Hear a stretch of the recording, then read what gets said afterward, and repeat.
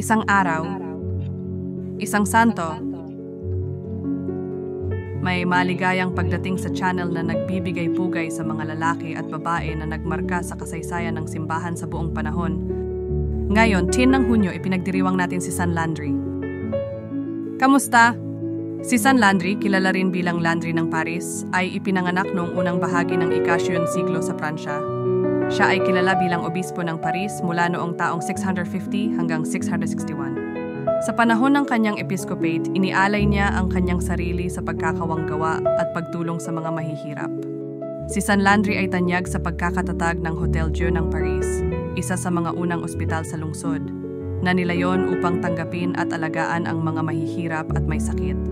Ang manggawaing ito ng pagkakawanggawa ay nagmarka ng kanyang episcopate at nag-iwan ng pangmatagalang epekto sa kasaysayan ng simbahan at ng lungsod ng Paris. Siya rin ay kilala sa kanyang dakilang kabanalan at dedikasyon sa kanyang mga mananampalataya, na kanyang pinagsilbihan ng may malaking kababaang loob at pagmamahal na walang pag-iimbot. Si San Landry ay namatay noong taong 661 at ang kanyang kapistahan ay ipinagdiriwang tuwing Hunyo 10. Narito ang isang panalangin na nakatuon kay San Landry.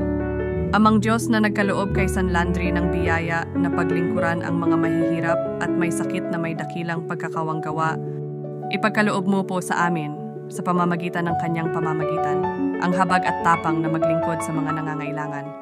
Naway ang kanyang halimbawa ng dedikasyon at pagmamahal ay magbigay inspirasyon sa aming mga gawa at salita.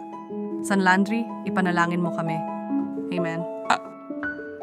May iba pang mga santo na ipinagdiriwang ngayong araw.